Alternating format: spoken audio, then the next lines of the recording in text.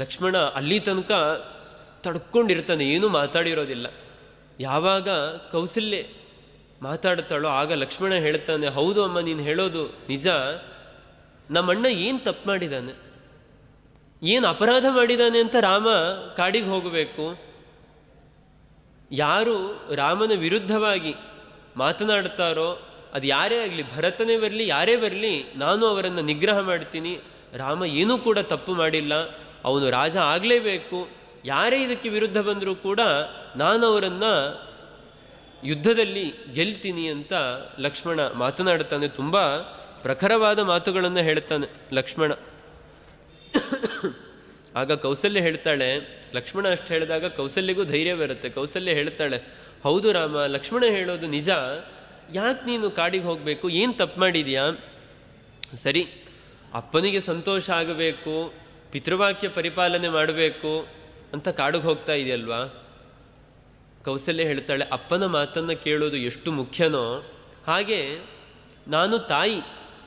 ವೇದಗಳಲ್ಲಿ ಮೊದಲಿಗೆ ಮಾತೃದೇವೋ ಭವ, ಆಮೇಲೆ ಪಿತೃದೇವೋ ಭವ ಅಂತ ವೇದಗಳು ಹೇಳೋದು. ಹಾಗಾಗಿ ಮೊದಲು ನನ್ನ ಮಾತನ್ನು ಕೇಳಬೇಕು ನೀನು. ನನ್ನ ಮಾತನ್ನು ಮೀರಿ ಹೇಗೆ ಕಾಡಿಗೆ ಹೋಗ್ತೀಯ? ನಾನು ಹೇಳ್ತೀನಿ ಕಾಡಿಗೆ ಹೋಗಬೇಡ ಅಂತ ಕೌಸಲ್ಯ ಹೇಳ್ತಾಳೆ. ಹೇಳಬೇಕಾದ್ರೆ ಒಂದು ಅದ್ಭುತವಾದ ಮಾತನ್ನು ಹೇಳ್ತಾಳೆ. ನಾರಾಯಣ ಪಂಡಿತರು ಸಂಗ್ರಹ ರಾಮಾಯಣದಲ್ಲಿ ಅದನ್ನು ಸಂಗ್ರಹ ಮಾಡ್ತಾರೆ. ಮನುಸ್ಮೃತಿಯ ಮಾತು, ಗುರೋರಪ್ಯವಲಿಪ್ತಸ್ಯ ಕಾರ್ಯಮಜಾನತಃ ಉತ್ಪಥಂ ಪ್ರತಿಪನ್ನಸ್ಯ ಕಾರ್ಯಂ ಭವತಿ ಶಾಸನಂ.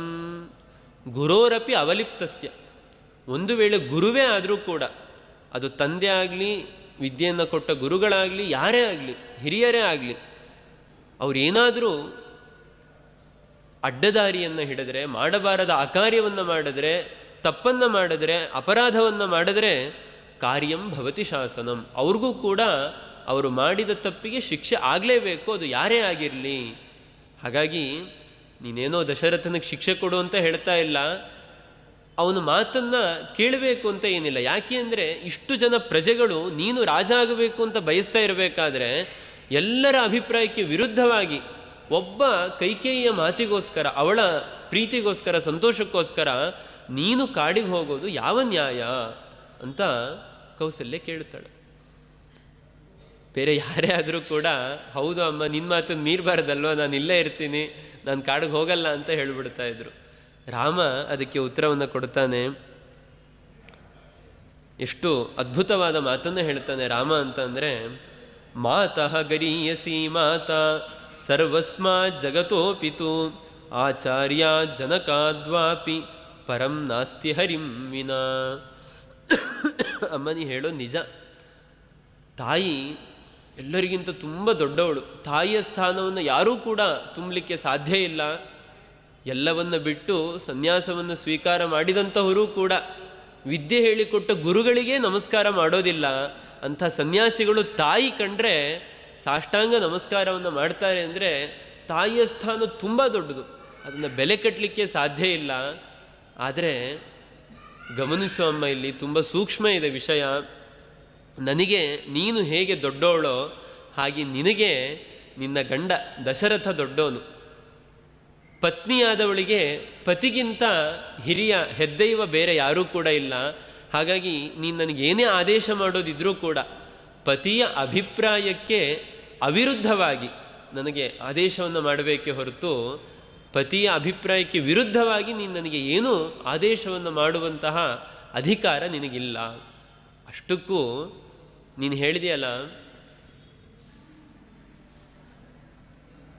ತಪ್ಪು ಮಾಡಿದಾಗ ದೊಡ್ಡವರು ಹೇಳಿದ್ರು ಕೂಡ ಅವ್ರ ಮಾತನ್ನು ಕೇಳಬಾರದು ಅಂತ. ನಮ್ಮಪ್ಪ ಏನು ತಪ್ಪು ಮಾಡಿದಾನೆ? ಏನೂ ತಪ್ಪು ಮಾಡೇ ಇಲ್ಲ. ಕೈಕೇಯಿ ಹೇಳಿದ್ಲು, ಕೊಟ್ಟ ಮಾತಿಗೆ ತಪ್ಪಬಾರದು ಅನ್ನುವ ಧರ್ಮವನ್ನು ರಕ್ಷಣೆ ಮಾಡಬೇಕು ಅಂತ. ಧರ್ಮಕ್ಕೋಸ್ಕರ, ಧರ್ಮಕ್ಕಾಗಿ ಕಟ್ಟು ಬಿದ್ದು ಏನೂ ಮಾತಾಡ್ತಾ ಇಲ್ಲ, ಸುಮ್ಮನೆ ಇದ್ದಾನೆ. ಯಾಕೆಂದರೆ ಕೊಟ್ಟ ಮಾತನ್ನು ಮೀರಬಾರದು ಅಂತ. ಧರ್ಮಕ್ಕೋಸ್ಕರ ನಮ್ಮಪ್ಪ ಸುಮ್ಮನೆ ಇದ್ದಾನೆ ಹೊರತು ನನ್ನ ತಂದೆ ಏನು ತಪ್ಪನ್ನು ಮಾಡ್ತಾ ಇಲ್ಲ. ತಪ್ಪನ್ನು ಮಾಡಿದರೆ ಆವಾಗ ಅವ್ರ ಮಾತನ್ನು ಕೇಳೋದು ಬೇಡ.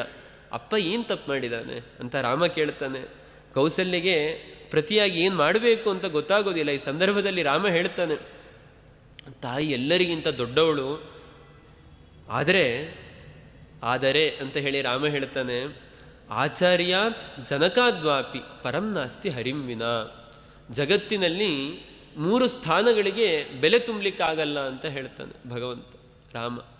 ಯಾರು ಅಂತ ಅಂದರೆ, ಒಂದು ವಿದ್ಯೆಯನ್ನು ಉಪದೇಶ ಮಾಡಿದ ಗುರು, ಇನ್ನೊಂದು ಜನ್ಮವನ್ನು ಕೊಟ್ಟಂತಹ ತಂದೆ, ಇನ್ನೊಂದು ಹರಿ ಭಗವಂತ, ಸರ್ವೋತ್ತಮನಾದಂತಹ ಭಗವಂತ. ಈ ಮೂವರಿಗಿಂತಲೂ ಕೂಡ ಉತ್ತಮರಾದವರು ಬೇರೆ ಯಾರೂ ಕೂಡ ಇಲ್ಲ. ಹಾಗಾಗಿ 2 ದೃಷ್ಟಾಂತಗಳನ್ನು ಕೊಡ್ತಾನೆ ರಾಮ ಕೌಸಲ್ಯ ಹತ್ರ ಮಾತಾಡಬೇಕಾದ್ರೆ. ನೋಡು ಅಮ್ಮ,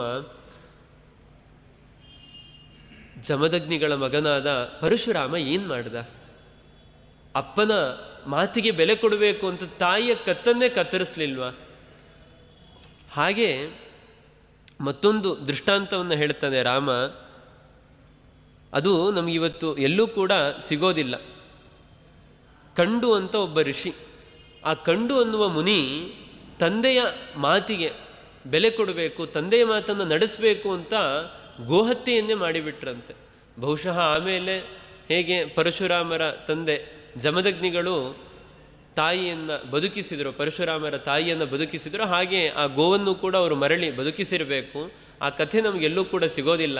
ಈ 2 ದೃಷ್ಟಾಂತಗಳನ್ನು ಕೊಟ್ಟು ರಾಮ ಕೈಕೇಯಿಯ ಬಾಯಿಯನ್ನು ಕಟ್ಟಿ ಹಾಕಿಬಿಡ್ತಾನೆ, ಕೌಸಲ್ಯ ಬಾಯಿಯನ್ನು. ಕೌಸಲ್ಯ ಏನು ಮಾತಾಡಬೇಕು ಅಂತ ಗೊತ್ತಾಗೋದಿಲ್ಲ, ತುಂಬ ದುಃಖ ಆಗುತ್ತೆ. ಆಗ ಲಕ್ಷ್ಮಣ ಹೇಳ್ತಾನೆ, ರಾಮ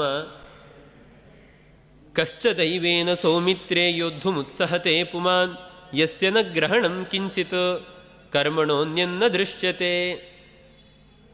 ಏನೇ ಆಗಲಿ ರಾಮ, ನೀನು ಹೇಳ್ತಾ ಇರೋದನ್ನು ನಾವು ಒಪ್ಕೊಳ್ಳಿಕ್ಕೆ ಸಾಧ್ಯನೇ ಇಲ್ಲ. ನೀನೇ ರಾಜ ಆಗಬೇಕು, ಖಂಡಿತ ಕಾಡಿಗೆ ಹೋಗೋದು ಬೇಡ. ನನ್ನ ಕೈಗಳಲ್ಲಿರುವಂತಹ ಏನು ಈ ಬಿಲ್ಲು ಬಾಣಗಳನ್ನು ಧಾರಣೆ ಮಾಡಿದ್ದೀನಿ, ಇದೇನು ಸುಮ್ಮನೆ ಚಂದ ಕಾಣಿಸ್ಲಿ, ನಾಟಕದಲ್ಲಿ ಇಟ್ಕೊಂಡಿರ್ತಾರಲ್ಲ ಹಾಗೆ ಚೆನ್ನಾಗಿ ಕಾಣಿಸ್ಲಿ ಅಂತ ಇಟ್ಕೊಂಡಿರೋದಲ್ಲ. ನಿನ್ನ ವಿರುದ್ಧವಾಗಿ ಯಾರೇ ಬಂದರೂ ಕೂಡ ಯುದ್ಧ ಮಾಡಲಿಕ್ಕೆ ಅಂತ ಇಟ್ಕೊಂಡಿರೋದು. ನನ್ನ ಪೌರುಷದ ಮುಂದೆ, ನನ್ನ ಬಲದ ಮುಂದೆ ಯಾವ ದೈವವೂ ಕೂಡ ಇಲ್ಲ.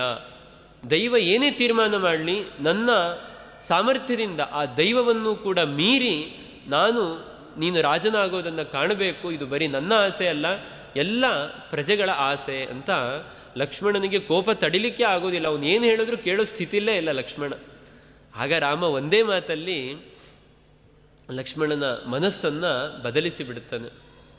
ಲಕ್ಷ್ಮಣ, ಇದು ತ್ಯಾಗದ ಸಂದರ್ಭ ಹೊರತು ಭೋಗದ ಸಂದರ್ಭ ಅಲ್ಲ. ತ್ಯಾಗ ಮಾಡುವ ಕಾಲ ಬಂದಿದೆ ಈಗ. ಎಲ್ಲವನ್ನೂ ಕೂಡ ಬಿಟ್ಟು ನಾವು ಹೋಗಬೇಕಾಗಿದೆ. ಯಾಕೆ ಅಂತ ಅಂದರೆ, ಗಮನಿಸು ಲಕ್ಷ್ಮಣ, ಇದೆಲ್ಲವೂ ಕೂಡ ಭಗವಂತನ ಸಂಕಲ್ಪದಂತೆ, ದೇವರ ಸಂಕಲ್ಪದಂತೆ ನಡೀತಾ ಇದೆ ಅಂತ ಹೇಳ್ತಾನೆ ರಾಮ. ಯಾಕೆ ಅಂತ ಅಂದರೆ, ನೋಡು ಲಕ್ಷ್ಮಣ, ನಮ್ಮ ತಾಯಿ ಕೈಕೇಯಿ ಯಾವತ್ತಿಗೂ ಕೂಡ ನನ್ನನ್ನು ಇಷ್ಟು ಕಟುವಾಗಿ, ನಾನು ಕಾಡಿಗೆ ಹೋದರೂ ಕೂಡ ದುಃಖ ಪಡೆದೇ ಇರೋ ಸ್ಥಿತಿಯನ್ನು ತಲುಪಿದ್ದು ನೋಡೇ ಇಲ್ಲ. ನಾನು ಬಾಲ್ಯದಿಂದಲೂ ಪ್ರೀತಿಯಿಂದ ನನ್ನನ್ನು ಬೆಳೆಸ್ತಾ ಇದ್ದ, ಸಾಕ್ತಾ ಇದ್ದ, ಪ್ರೀತಿಯಿಂದ ನೋಡ್ತಾ ಇದ್ದ ಕೈಕೇಯಿ ಯಾವತ್ತೂ ನನ್ನ ಜೊತೆಗೆ ಈ ರೀತಿ ನಡ್ಕೊಂಡಿರಲಿಲ್ಲ. ಆದರೆ ಇವಾಗ ಇದ್ದಕ್ಕಿದ್ದ ಹಾಗೆ ಇಡೀ ಅಯೋಧ್ಯೆ ಪ್ರಜೆಗಳೆಲ್ಲ ಅಳ್ತಾ ಇದ್ರು. ಎಲ್ಲರೂ ನಾನು ಕಾಡಿಗೆ ಹೋಗೋದು ಬೇಡ ಅಂತ ಹೇಳ್ತಾ ಇದ್ರು ಕೂಡ ಅವಳು ಅಚಲವಾಗಿದ್ದಾಳೆ, ಗಟ್ಟಿಯಾಗಿ ತನ್ನ ನಿರ್ಧಾರವನ್ನು ಬದಲಿಸ್ತಾ ಇಲ್ಲ ಅಂತ ಅಂದರೆ, ಇದರ ಹಿಂದೆ ಭಗವಂತನ ಸಂಕಲ್ಪ ಇದೆ. ಇದನ್ನು ನೀನು ಅರ್ಥ ಮಾಡ್ಕೋ. ದೇವರ ಸಂಕಲ್ಪಕ್ಕೆ ವಿರುದ್ಧವಾಗಿ ಯಾವತ್ತಿಗೂ ಕೂಡ ಮನುಷ್ಯ ನಡಿಬಾರದು. ಇದನ್ನು ಅರ್ಥ ಮಾಡ್ಕೋ ಅಂತ ರಾಮ ಹೇಳಿದಾಗ ಲಕ್ಷ್ಮಣ ಸುಮ್ಮನಾಗ್ತಾನೆ. ಭರ್ತು ಕಿಲ ಪರಿತ್ಯಾಗೋ ನೃಶಂಸಃ ಕೇವಲಂ ಸ್ತ್ರೀಯಾ ನ ಭವತ್ಯಾನ ಕರ್ತವ್ಯೋ ಮನಸಾಪಿ ವಿಗರ್ಹಿತಃ. ಹೀಗೆ ಆ ರಾಮನ ಮಾತುಗಳನ್ನು ಕೇಳಿ ಲಕ್ಷ್ಮಣನು ಕೂಡ ಸುಮ್ಮನಾಗ್ತಾನೆ. ನಾನು ನಿನ್ನ ಜೊತೆಗೆ ಬರ್ತೀನಿ ಅಂತ ಹೇಳ್ತಾನೆ. ಆಗ ರಾಮ ಹೇಳ್ತಾನೆ, ಇಲ್ಲ ಲಕ್ಷ್ಮಣ, ನೀನು ತಂದೆ ತಾಯಿಯರ ಜೊತೆಗಿದ್ದು ಅವರನ್ನು ನೋಡ್ಕೊಳ್ಬೇಕು, ಅವರ ರಕ್ಷಣೆಯನ್ನು ಮಾಡಬೇಕು. ನಾನೂ ಇಲ್ಲ, ಆಚೆ ಭರತ ಶತ್ರುಘ್ನರೂ ಇಲ್ಲ ಅಂತ ಅಂದರೆ ತಂದೆ ತಾಯಿಂದಿರ ಜೊತೆ ಯಾರಿರ್ತಾರೆ ಅಂತ ರಾಮ ಹೇಳಿದ್ರೆ ಲಕ್ಷ್ಮಣ ಕೇಳೋದಿಲ್ಲ.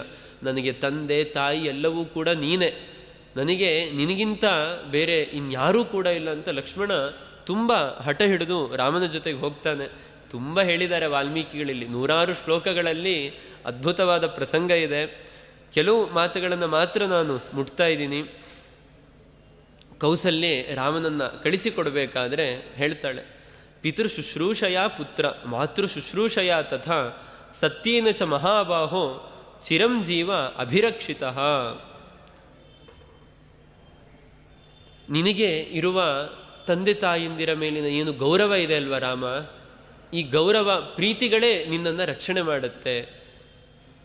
ಹಾಗಾಗಿ ನೀನು ಕಾಡಿಗೆ ಹೋದರೂ ಕೂಡ ನಿನಗೆ ಯಾವ ತೊಂದರೆಗಳು ಕೂಡ ಆಗದೆ ನೀನು ಬೇಗ ಮರಳಿ ಬಾ, ನೀನು ಬರೋದನ್ನು ಕಾಯ್ತಾ ಇರ್ತೀವಿ ಅಂತ ಕೌಸಲ್ಯ ದುಃಖದಲ್ಲಿ ಹೇಳ್ತಾ ಆ ರಾಮನಿಗೆ ಕಾಡಿನಲ್ಲಿ ಏನು ತೊಂದರೆ ಆಗಬಾರದು ಅಂತ ರಕ್ಷೋಘ್ನ ಹೋಮವನ್ನು ಮಾಡಿಸ್ತಾಳಂತೆ. ಆ ಹೋಮವನ್ನು ಮಾಡಿಸಿ ಬಿಳಿ ಸಾಸಿವೆಗಳನ್ನು ಆ ರಕ್ಷೆಯಲ್ಲಿ ಒಂದು ಬಟ್ಟೆಯಲ್ಲಿ ಕಟ್ಟಿ ರಾಮನ ಕೈಗೆ ಕಂಕಣವಾಗಿ ಕಟ್ತಾಳೆ. ಯಾವ ದುಷ್ಟಶಕ್ತಿಗಳು ಕೂಡ ರಾಮನನ್ನು ಏನು ಮಾಡೋದು ಬೇಡ ಅಂತ ರಾಮನನ್ನು ಪ್ರೀತಿಯಿಂದ ಆಶೀರ್ವಾದಿಸಿ ಕೌಸಲ್ಯೆ ಕಳಿಸಿಕೊಡ್ತಾಳೆ. ಅಲ್ಲಿಂದ ರಾಮ ಹೊರಗಡೆ ಬರ್ತಾನೆ.